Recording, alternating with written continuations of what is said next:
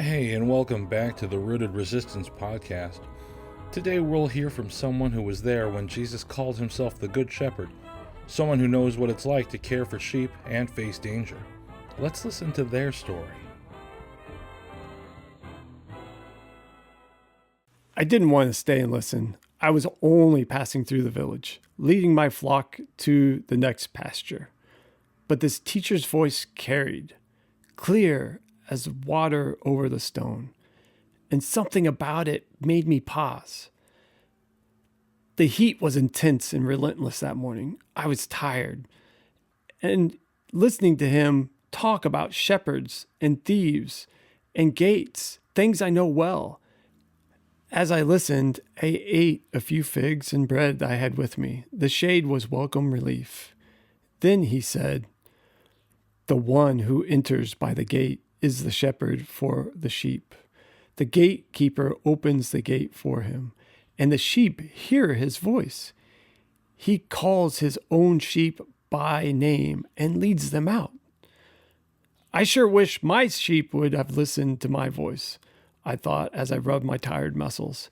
At first, I was merely curious, but then his words seemed directed right at me. The hired hand is not the shepherd and does not own the sheep. When he sees the wolf coming, he abandons the sheep and runs away. I cracked my knuckles and looked around, irritated. Had this man been watching me? How did he know about that? The wolves do come, especially at night. And what am I supposed to do? Just because I run, that doesn't mean I don't care. And doesn't mean I don't feel guilty. But the sheep aren't mine. And losing a few is just part of the job. I tend to them for a few coins and to be able to feed myself and my family.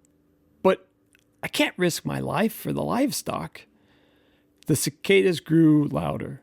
This teacher had my attention now. I left my flock tied to the olive grove and walked a few more steps towards him. Then I leaned on a tree nearby so I could hear him better. His face looked weathered, like one who knew the fields. There was no judgment in his tone, yet he spoke a hard truth. I am the Good Shepherd. The Good Shepherd lays down his life for his sheep. Who was this guy? Who would die for sheep? Not me. I don't think that the owners of my flock would even do that. They only care about the wool. And this teacher truly seemed to have compassion for his flock. And I heard in his voice such tenderness. When he finished talking, most people wandered away, resuming their daily routine, but I lingered. His words stayed with me. What would it be like to follow someone who calls me by name? To be cared for by someone who doesn't run away when things get scary and the wolves come?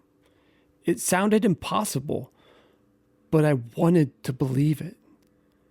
Even that night, as I kept watch by the fire, my sheep grazing nearby, I found myself whispering, "If you truly are the Good Shepherd, remember your hired hand."